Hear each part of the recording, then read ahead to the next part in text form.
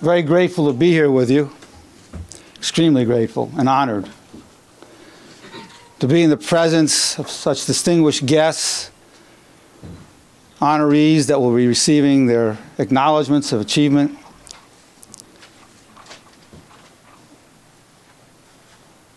Maheen, who's the chairman of the Nerenberg Graduate Institute, is the foundation, certainly of my life and of the institute that we have here.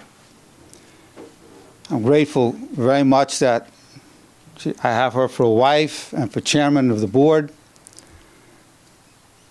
And we have with us also Blanca, who's heading up the committee for certification, for getting credentialed, and having Charles here as part of also this journey.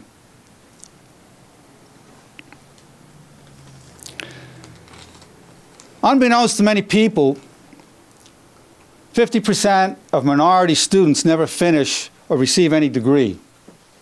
30% of the general population who enters our educational system of higher education does not finish the degree requirements and basically leaves with essentially nothing in their hand. At the Nerenberg Graduate Institute, we've attempted to correct this problem by offering certifications. We have about 45 certified programs. A person can become board certified in business management, board certified in public relations, board certified in divinity, board certification in personal training. It goes on and on. And when a person achieves 10 certifications, they then qualify to get their AA, another 10 certifications, their BA, another 10 certifications with a master's thesis, their MA, another 10 certifications plus a doctoral dissertation, their PhD. The good point is that at any point if a person needs to take a break or stop, they can say, well, I am board certified in business management. I am board certified in communication. I am a board certified nutritionist. And so therefore they have something practical that they can take to the employment market, even though they didn't receive a degree, which is a very common experience as the system exists now. Now, the other point that we've corrected at the Nerenberg Graduate Institute is this, and this is key. As you know, when you go through the traditional educational system, whatever level, university, elementary school, high school, doesn't matter. How long is the information retained?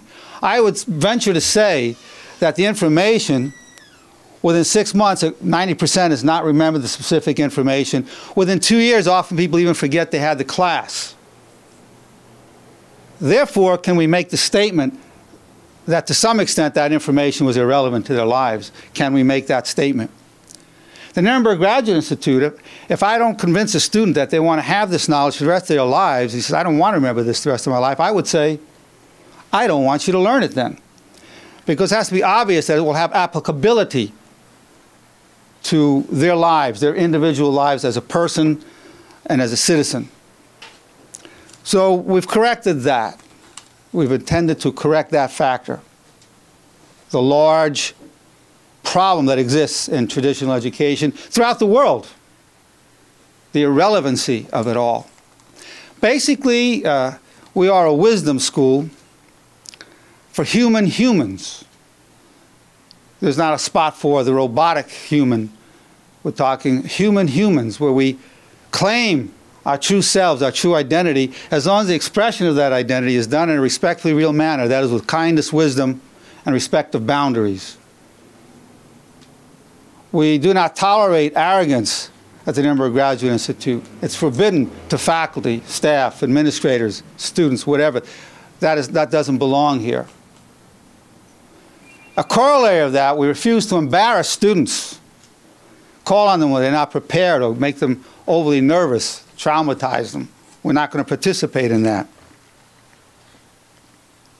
Some people say they're so busy with their lives that they don't have time for education.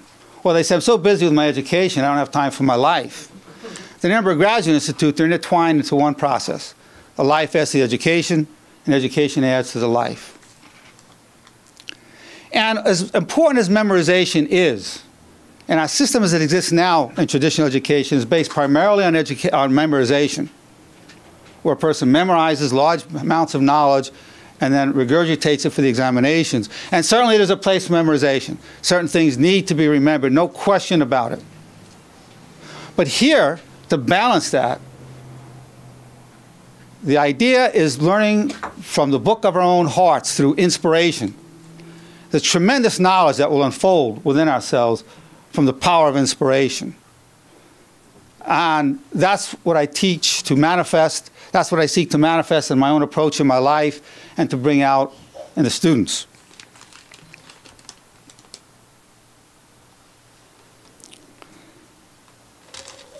The idea is to add to an ever-advancing civilization so that the knowledge itself should be uplifting and to be able to uplift others. Now, when we talk about life itself being an education, let's say, for example, God forbid there was an earthquake right now. Somebody might say, what an unfortunate situation. We were interrupted during this recognition ceremony. That could be said, and it would be true. The other would be, it's not separate from what we're about. That also can be fuel for an educatory process. To understand how natural disasters affects our own psyches. What was our true response? So as a person looks within and says, here's what I truly felt, and here's my thoughts, and here's how I could go about surviving that, and in the future, here's the advice I would give to others about it. Well, there's a book. So within reading the book within our own hearts as we go through experiences, then we understand that these events that happen in our lives are not an interruption to our lives, but an important part of the growth process. And in fact, life which is filled with tribulations, what is taught here is to seek power and strength and to be empowered by those tribulations. When I was diagnosed with prostate cancer 2.5 years ago, and he said, you tested positive for prostate cancer, I said, well, that's great. He said, what? I said, yeah, I love the challenge. And I went on to become the strongest man in the world for my age and weight because I said I will gain power intellectually, spiritually, and physically from this prostate cancer. I will gain knowledge spiritually, emotionally, and physically from this prostate cancer. And I did. I became the strongest man in the world for my age and weight at that time. I would have to say that in terms of emotionally, the most important event in my life was certainly my marriage to Maheen.